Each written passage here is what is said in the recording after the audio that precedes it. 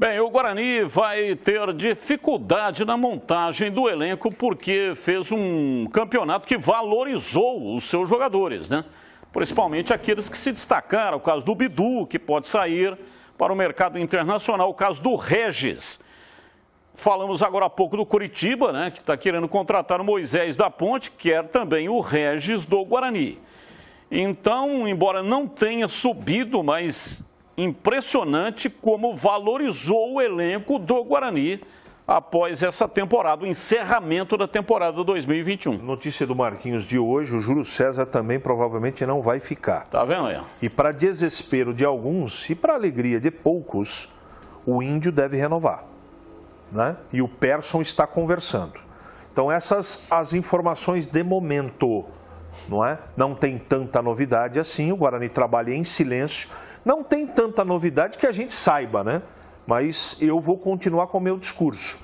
Eu acho que tem que ter paciência, deixar os homens trabalharem, porque com certeza o Guarani está atento no mercado e deve, eu estou falando da expectativa que eu tenho, deve montar um time competitivo para o Paulistão. Você vê o que 4 pontos representam, né? E quantos pontos bobos o Guarani perdeu, mesmo com uma grande campanha. Então vamos lá. Não tem C no futebol, mas esses jogadores que se valorizaram demais, Rodrigo Andrade, Regis, Bruno Sávio, Andrigo, ó o Rodrigo Andrade aí, Andrigo, agora o Júlio César, entre outros, Thales, Carlão, Bidu, todos, esse não veio ainda, mas tem mais, mas esse ficou, Ronaldo Alves. Ronaldo tá aí, acertou uma esse cara aí, ele é meio xarope, mas ele acertou hoje, Ronaldo Alves. Esse ficou, mas se valorizou também. Todos esses caras que eu falei aqui, por causa dessa diferença de 4 pontinhos, né, que acabou separando o Guarani do quarto colocado, o caminho seria inverso, viu, Batista? Inverso. Ao invés do Guarani estar procurando os caras, e aí fica esse negócio de ter que competir, o dinheiro é curto porque continua na Série B e tal, seria inverso. Eles estariam procurando o Guarani através dos seus representantes para tentar de qualquer maneira ficar. Já estão aclimatados, já conhecem a cultura do clube, já tem moral com a torcida, a imprensa já sabe aquilo que eles podem produzir e com uma cota, né, de direito de transmissão enorme, que não tem nada a ver com a Série B, claro que eles iriam mostrar imenso interesse em ficar, para com isso, claro, ter uma projeção maior, dar sequência ao tempo de casa, onde está dando certo no Guarani, e com uma substancial compensação financeira. Porque o que acontece com o clube que sobe da B para A? Ele praticamente dispensa todo mundo, entendendo que ele tem um elenco de Série B e que agora ele tem um status de Série A. E normalmente sobe e cai, porque está errado isso. Se você tem um time que subiu é porque ele foi bem. E se ele foi bem é porque ele tem qualidade. E se ele tem qualidade, mantém esse time para a Série A, reforçando 3, 4, no máximo 5 posições e contratações. E aí você tem um time já com espinha dorsal montada. Ou o Regis não joga em time de primeira divisão, ou o Sávio não joga em time de primeira divisão. Tanto é que todo mundo que está procurando é time que está na Série A. Então vejam o estrago de um acontecimento como esse, de ter o acesso na mão e deixar escapar por entre os dedos em algumas partidas, contra o Goiás, contra o Confiança, contra o CRB, com o erro de arbitragem contra o Guarani, lá em Goiânia, com o gol legítimo do Lucão do Break. Vejam o tamanho do prejuízo que isso gera. Você não sobe e não consegue manter os seus principais jogadores para tentar subir no ano que vem. Você tem que começar do zero, porque já foi Thales, já foi Carlão, já foi Sávio, se for Bidu, já foi Rodrigo Andrade, se for embora o Regis, se for embora o Júlio César, desmonta o time. Começa do zero, mas monta de novo, o cara é competente, os caras aprenderam a fazer futebol. É difícil afirmar isso, é muito difícil. Principalmente num futebol inflacionado como nós estamos. Então você não perde só a chance de ir à Série A. Você se enfraquece para a próxima Série B. Então o prejuízo, o estrago, ele é muito grande. Você parou de digitar aí, Batista? Acabou meu estoque aqui, tem que passar para você a bola, pô. O que o Guarani precisa fazer, acredito que ele fará, é manter aquilo que ele fez nos 2 anos anteriores e que deu certo. Sim. Porque teve time aí, né, com esse negócio aí, acabou se arrebentando financeiramente, cobrindo salários de jogadores que apareceram no mercado e se valorizaram, e aí, consequentemente, a hora que vai contratar tem que pagar um salário muito maior. Aí atrasa salário, fica muito pior, aí não consegue pagar os direitos de imagem, fica muito pior.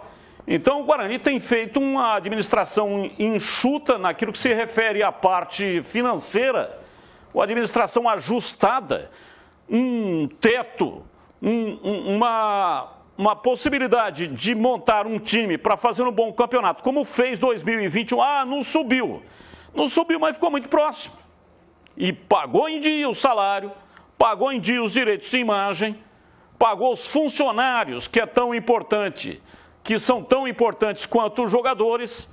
Então, para que o Guarani vai mudar a sua política e fazer loucuras para cobrir aquilo que o outro time está querendo pagar? Mas o Regis foi importante.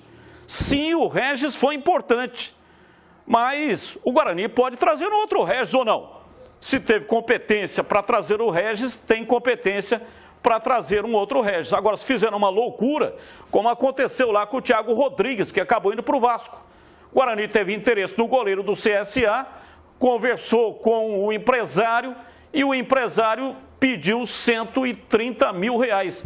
Aliás, é o seguinte, o CSA queria renovar o contrato.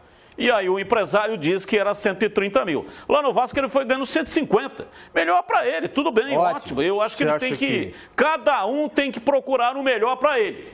É assim que funciona no mercado corporativo e no futebol. Agora, que o Guarani não pode é fazer essas loucuras insanas. Você acha que dá para pagar 150 picanhas para o... Eu não estou falando da qualidade técnica. Mas nem maminha. Desculpa, isso é uma loucura. Não é à toa que o Vasco vive há muito tempo problemas extracampo, de falta de organização e sem dinheiro. Não dá. Sabe, a camisa, ela significa muito, mas a organização administrativa financeira hoje pesa muito mais. Isso é uma loucura, uma insanidade. E o Guarani está certo, Batista, eu estou com você. Não pode deixar o trem sair do trilho, não. Olha, nós queremos o Tigrão, mas o Tigrão quer 150. Tigrão, você vai achar um clube que você é bom jogador e a nossa vida vai continuar, e a sua também. Por 15 você me leva, Cedão. Por 15. 15 eu tô deitando o cabelo. É isso aí. Dizem que cada um tem o seu preço. Lógico, né? 150 o Tigrão, pô, que isso, rapaz. Tigrão, uns 15 anos atrás, era outro, hoje tá arrebentado. Seguinte, o Batista, você sabe onde é que tá o perigo? Deixa eu só mandar um abraço aqui pro Roberto Constantino. Robertinho. Ele está nos assistindo e me mandou aqui uma foto. Eles fizeram lá um evento, olha aí, ó. Segundo encontro da base 90. Alô, Robertinho. O Robertinho é uma grande figura, amigo nosso. Saudade do Roberto. Ali do lado dele, quem está do lado dele ali é o Henrique Ismânio. Henriquinho, que foi durante bastante tempo na gestão do Beto Zini. Ele era o diretor da base. Henrique Ismânio. Henriquinho é dentista. Aliás, ele contou a história pra gente na Rádio Bandeirantes do Rubens. Aquele centroavante que ele e o Beto, né? Ele chegou com uma revista Placar lá na sala do Beto. O Beto estava querendo contratar um centroavante, porque o time tinha dificuldade para fazer gol. E aí ele falou, olha aqui, Beto, a revista Placar foi uma revista que circulou durante muito tempo, né? Uma importante revista, e trazia os artilheiros do Brasil. Ele falou, estou vendo aqui o Rubens, ó, o artilheiro do Brasil é o Rubens. Aí o Beto falou, mas de que time ele é? Falou, um time lá do interior do Rio Grande do Sul. Aí ele falou, então vamos lá contratá-lo. Foi lá contratar, chegou lá, o time era do rei da soja. Falou, não está à venda, não quero vender. Não... Aí realmente entrou a capacidade do Bertuzzini de convencimento. E aí trouxe o Rubens, ele chegou no dia seguinte, já concentrou Eli Carlos, era o técnico do Guarani. Que Deus o tenha, né? O Eli Carlos, um grande amigo, já está morando no céu há algum tempo. E aí escalou ele num pedaço de jogo, numa partida contra o Mojimirim, e depois do jogo seguinte contra o Bragantino, já entrou como titular e marcou o gol da classificação do Campeonato Paulista, e ele naquele ano foi o artilheiro do Campeonato Paulista. E o que tem a ver o Rubens com o Henrique Ismânio e o Robertinho? Você deu uma misturada, eu fiquei meio aéreo, cara.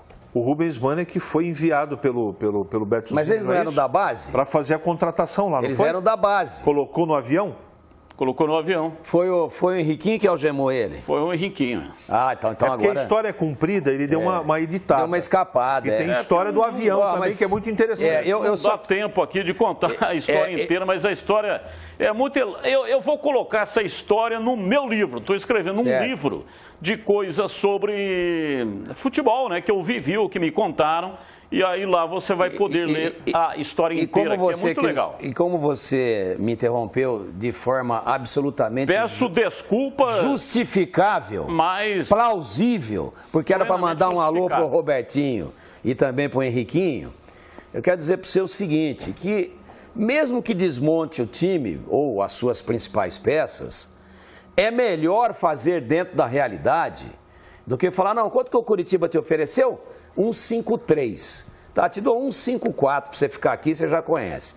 E quanto que eu não sei quem te ofereceu? O Vasco? Ah, me ofereceu 135. Te dou 140 para você ficar aqui. Aí fica todo mundo, só que não paga. Aí não consegue pagar. É pior ficar com os caras e não conseguir pagar do que perder os caras. Porque pelo menos quem você traz dentro da realidade, tenta doutrinar direitinho e deixa tudo em dia, né? E esses caras também que vão para time sem estrutura, que só tem camisa, só sobrou a camisa, veja o caso do Cruzeiro, foi vendido por uma merreca, para ver se não fecha as portas. Uma merreca. Tá dentro daquilo que é a marca do Cruzeiro e o patrimônio do Cruzeiro. Também não tem detalhes do contrato. Esses times que só tem camisa, e eu não vou citar nome aqui para não ser indelicado com grandes torcidas, quando o jogador vai para lá, pede, e o que o jogador pede eles dão, o que acontece? É bom já contratar um advogado antes de estrear, que vai ter que tentar receber na justiça. Isso é bom? Isso é legal? Esse jogador está bem orientado, faz o contrato que queria, olha para o contrato e começa a gastar por conta. Chega no dia 10, às vezes recebe um cheque, é cheque Roberto Carlos. Vai para o banco e volta cantando, eu voltei. E aí o cara troca o cheque para ele dar outro, ele pega um cheque peixe, vai para o banco e nada.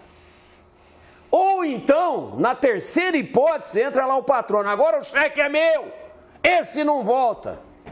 Aí é cheque capim, só burro pega.